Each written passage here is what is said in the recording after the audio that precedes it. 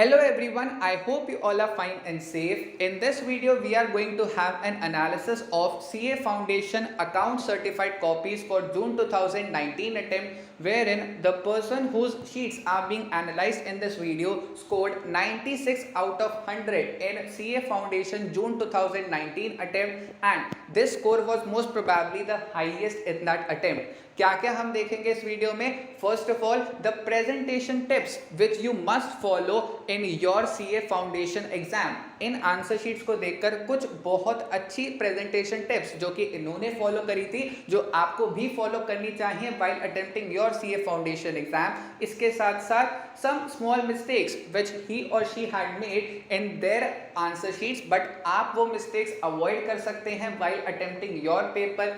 Then working notes कब बनाने हैं, किस क्वेश्चन में ज़रूर बनाने हैं एंड कितना डिटेल्ड बनाने हैं, वो भी हम इस वीडियो में देखेंगे। सो बिना टाइम वेस्ट करे स्टार्ट करते हैं विद क्वेश्चन नंबर 4A। सबसे पहले देखो कि इन्होंने कोई पर्टिकुलर सीक्वेंस फॉलो नहीं करा है। काफ़ी स्टूडेंट्स को ये डाउट होता है कि क्या हमें क्वेश्चन नंबर 1 से ही स्टार्ट करना है या फिर क्या हमें एक पर्टिकुलर सीक्वेंस में ही चलना है। अगर फर्स्ट से स्टार्ट कर रहे हैं तो first, second, third, fourth, fifth ऐसे करके करना है, या फिर अगर लास्ट से स्टार्ट कर रहे हैं तो फिर 6, 5, 4, 3, 2, 1 ऐसे चलना है, या फिर हम कोई भी पैटर्न फॉलो कर सकते हैं। तो आप यहाँ पर देख सकते हैं इनका स्कोर 96 था एंड ही और she had not followed any particular sequence. जिस क्वेश्चन के साथ ये ज्यादा कंफर्टेबल थे इन्होंने वैसे ही अटेम्प्ट करा है एंड आप भी ऐसा कर सकते हैं in your CA foundation exam. इसके साथ साथ एक और चीज़ जो आपको ध्यान में रखनी है वो ये है कि जब भी आप फॉर्मेट्स बनाओगे ट्राई करना कि आप फॉर्मेट्स पेंसिल से बनाओ, बिकॉज पेन से अगर आप फॉर्मेट्स बनाते हो तो इंक फैलने के चांसेस हैं। इसके साथ साथ अगर आपने लाइंस थोड़ी सी टेढ़ी मेढ़ी ड्रॉ करी तो प्रेजेंटेशन थोड़ी सी पुअर हो जाती है। इसीलिए I would just suggest you that formats बनाने के लिए ट्राई करना कि आप पेन की बजाय पेंसिल का ही यूज़ करें। इसके साथ साथ जब भी आपने एक पर्टिकुलर अकाउंट बनाया है, नेक्स्ट अकाउंट बनाने के लिए आप 2-3 लाइंस छोड़ देंगे तो ज़्यादा बेटर रहेगा, सो दैट आपकी हैंडराइटिंग भी थोड़ी नीट एंड क्लीन लगेगी एंड उसके साथ साथ इजीली अंडरस्टैंडेबल भी होगी। नेक्स्ट आप देख सकते हैं स्टेप वाइज मार्किंग। सबसे पहले क्वेश्चन में जैसे ही इन्होंने रीवैल्यूएशन अकाउंट बनाया तो उसके साइड में अलग से मार्क्स दे रखे हैं। उसके बाद फिर पार्टनर्स कैपिटल अकाउंट के अलग से मार्क्स अलॉटेड है। यानी अगर आपने रीवैल्यूएशन अकाउंट सही बनाया है बट पार्टनर्स कैपिटल अकाउंट में थोड़ी सी गलती कर दी तो इसका मतलब ये नहीं है कि रीवैल्यूएशन अकाउंट सही बनाने के आपको नंबर नहीं मिलेंगे। You will surely be getting the step wise marking for all the correct steps which you have done.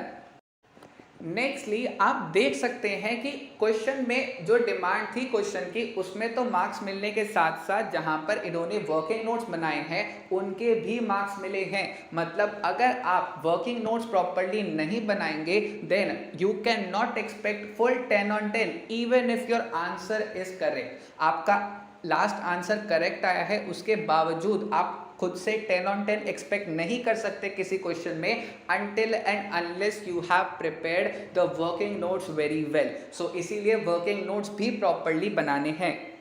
Then एक काफ़ी अच्छी चीज़ जो इन्होंने फॉलो करी है वो मुझे ये लगी दैट हर क्वेश्चन के एंड में इन्होंने एक लाइन ड्रॉ कर दी। आप चाहो तो ऐसा कर सकते हो या फिर what you can do is you can start the next question from the very next page, because ICAI आपके हाथ पे कोई रोक नहीं लगाने वाला। अगर आप 3 एक्स्ट्रा शीट ले लो या 4 ले लो या 5 ले लो कोई फर्क नहीं पड़ता, बट ट्राई यही करना है कि आप बिल्कुल अच्छे से पेपर करो, क्लमजी नहीं लगना चाहिए एंड खुला खुला पेपर करना है।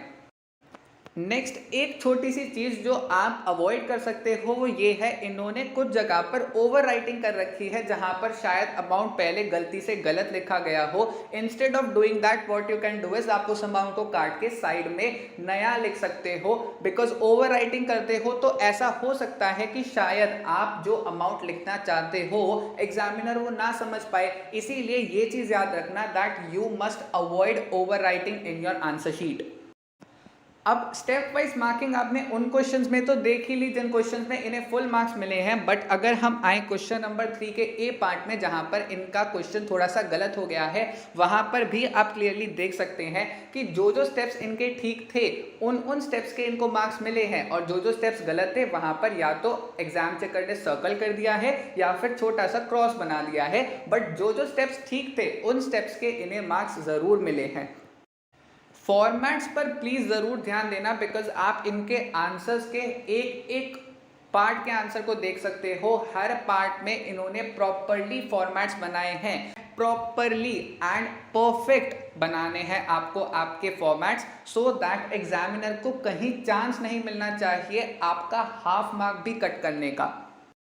इसके अलावा जब आप जर्नल एंट्रीज कर रहे हो, जैसा कि आप देख सकते हो हर एक जर्नल एंट्री के बाद इन्होंने 2-2 3-3 लाइनें छोड़ी हैं ताकि प्रेजेंटेशन थोड़ी बेटर लगे। आप बीच में एक लाइन ड्रॉ ना भी करो तो भी चलेगा, बट याद रखना एक जर्नल एंट्री करी उसके बाद 2-3 लाइनें छोड़कर फिर नेक्स्ट जर्नल एंट्री करना, बिकॉज इसका एक फायदा ये भी है कि अगर बाय एनी चांस आपने कोई जर्नल एंट्री जल्दबाजी में गलत कर दी एंड बाद में जब आपने रीचेक करा ओ यार ये जर्नल एंट्री तो गलत हो गई, तो आप काट कर उसे ऊपर नीचे कहीं लिख सकते हो। बट यहीं पर अगर आप स्पेसेस नहीं छोड़ोगे तो फिर उसके बाद आप कटिंग करोगे एंड फिर लिखोगे, चीजें और ज्यादा क्लमजी हो जाएंगी, आपकी प्रेजेंटेशन अनटाइडी होगी, तो उसका फायदा नहीं है। तो इसीलिए याद रखना है जर्नल एंट्रीज में जब आप लिख रहे हो, try to give at least a space of 2 lines between 2 journal entries.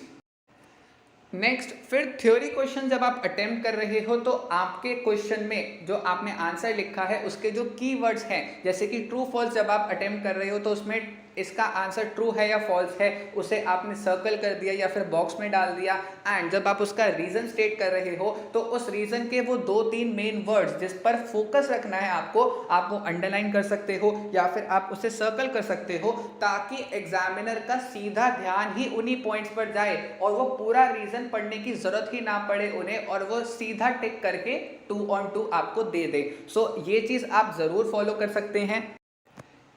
एक चीज जो मुझे थोड़ी सी कमी लगी इनकी वो थी इस थ्योरी क्वेश्चन में, जब भी आपको अकाउंटिंग प्रिंसिपल्स का कोई भी क्वेश्चन पूछा जाता है थ्योरी में, एक चीज याद रखना, आपको उस क्वेश्चन के अंदर एग्जाम्पल जरूर देना है उस कॉन्सेप्ट का, उस प्रिंसिपल का, बिकॉज अगर आप उस कॉन्सेप्ट या प्रिंसिपल का एग्जाम्पल नहीं देते हो, एग्जामिनर आपको 4 on 4 नहीं देंगे, वो 3.5 3 देकर छोड़ देंगे। तो इस एक छोटी सी गलती की वजह से आपका 1 मार्क कट सकता है, एंड स्पेशली फॉर दो स्टूडेंट्स जो कि 90 प्लस स्कोर करना चाहते हैं, 95 प्लस स्कोर करना चाहते हैं, ऐसी छोटी छोटी गलतियों की वजह से आप फिर अपना टारगेट अचीव नहीं कर पाते। सो इसीलिए याद रखना है, अगर अकाउंटिंग प्रिंसिपल्स एंड कॉन्सेप्ट्स का कोई क्वेश्चन आए, जो भी अकाउंटिंग प्रिंसिपल या कॉन्सेप्ट आपको एक्सप्लेन करना है उसके साथ साथ उसका एक एग्जाम्पल जरूर देना है।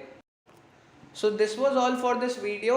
आई होप आपको इनकी सर्टिफाइड कॉपीज देख के कुछ प्रेजेंटेशन टिप्स, कुछ मिस्टेक्स जो आपको अवॉइड करनी चाहिए, एंड इसके साथ साथ वर्किंग नोट्स कितना डिटेल में बनाने हैं, कहाँ कहाँ बनाने हैं, ये चीज़ें पता चल पाई हों। अगर आप ये सर्टिफाइड कॉपीज देखना चाहते हैं, डिस्क्रिप्शन में मैंने लिंक डाल दिया है, आप वहाँ पर जाके ये सर्टिफाइड कॉपीज देख सकते हैं। Thanks for watching the video. Take care of yourselves.